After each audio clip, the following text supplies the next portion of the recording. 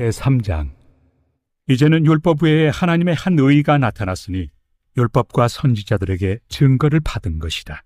곧 예수 그리스도를 믿음으로 말미암아 모든 믿는 자에게 미치는 하나님의 의니 차별이 없느니라.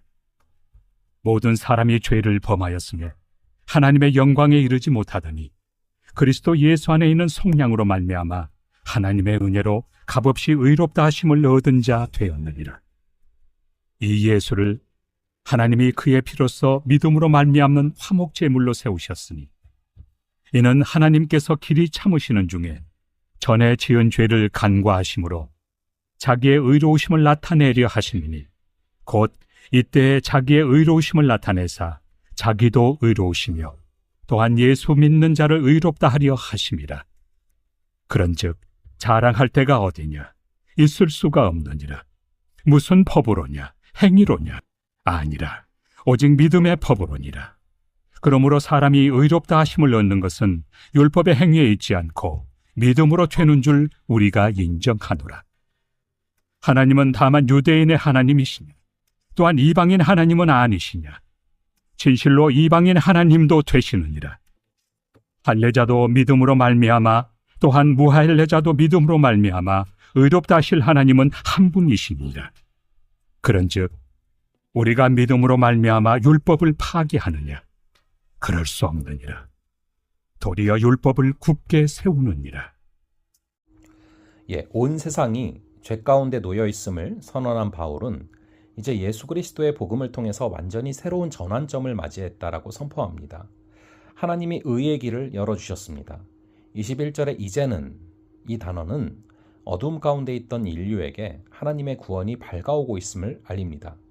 율법으로는 도저히 의롭게 될 수 없었던 인간에게 하나님께서 은혜의 길을 열어주신 것이죠.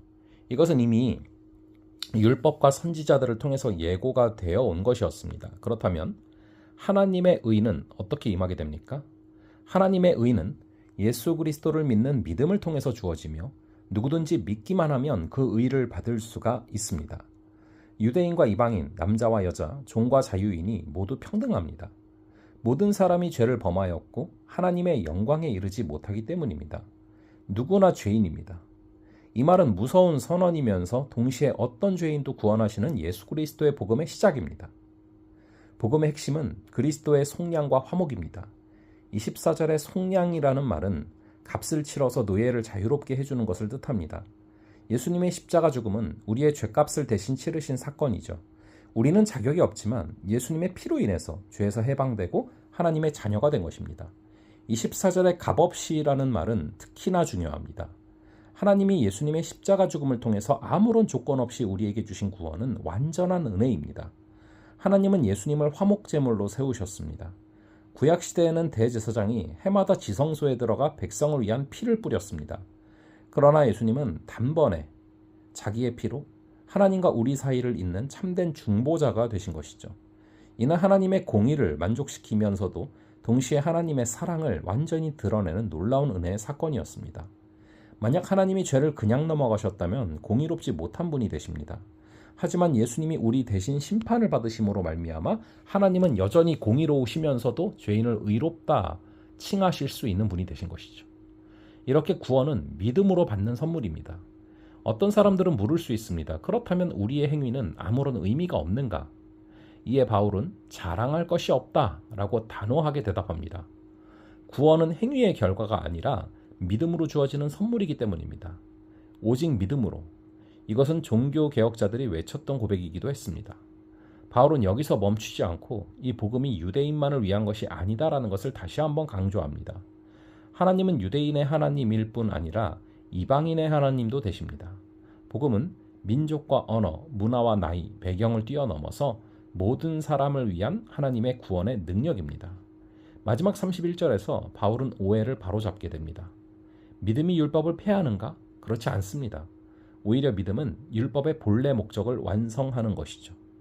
율법은 죄를 일깨우고 우리를 예수께로 인도하는 거룩한 안내자이기 때문입니다. 1세기 유대인들은 율법과 할례라는 종교적 특권에 기대어서 구원을 확신했습니다. 하지만 그 안에는 자랑과 정죄가 있었기 때문에 정작 하나님의 은혜는 놓치고 있었습니다. 이방인들은 자기 기준을 따라 살면서 스스로를 의롭다 여겼습니다. 우리의 모습도 이와 다르지 않을 수 있습니다. 신앙의 연수나 봉사, 종교적인 열심을 내세우면서 자신을 의롭다라고 여길 때도 있고, 반대로 하나님이 없이 착하게만 살면 된다고 여기는 이들도 있습니다. 그러나 모든 사람이 죄를 범했기 때문에 오직 예수 그리스도를 믿는 믿음을 통해서만 의롭게 됩니다. 복음은 예수의 은혜만을 붙잡게 하는 것이죠. 십자가 앞에서 우리는 누구나 같은 죄인이며 같은 은혜를 입은 자들입니다. 사랑하는 성도 여러분, 이번 한 주간도 나의 자격이 아니라 예수의 은혜로 살아가며 그 놀라운 은혜를 주변에 흘려보내는 귀한 하루하루 되시기를 간절히 바랍니다. 잠시 기도하겠습니다. 아버지 하나님, 오늘 말씀을 통하여서 구원은 믿음으로 받는 선물임을 깨닫게 하시니 감사합니다. 아버지 하나님, 우리가 오직 믿음으로 주께서 우리에게 허락하신 이 구원의 선물을 받아들이게 하여 주시고, 그로 말미암아 하나님의 공의와 하나님의 사랑을 체험하며 걸어가는 순간순간 되게 하여 주시옵소서. 나의 자격이 아니라, 나의 힘과 능이 아니라 오직 예수의 은혜로 살아갈 수 있는 자임을 고백하게 하시고, 그 놀라운 은혜를, 값없이 주어진 은혜를, 그래서 오늘도 나를 살아가게 하는 그 은혜를 주변에 흘리며 걸어가는 귀한 하루하루 되게 하여 주시옵소서. 감사드리옵고 이 모든 말씀 우리 주 예수 그리스도의 이름으로 기도합니다. 아멘. 그럼 또 다음번에 뵙도록 하겠습니다.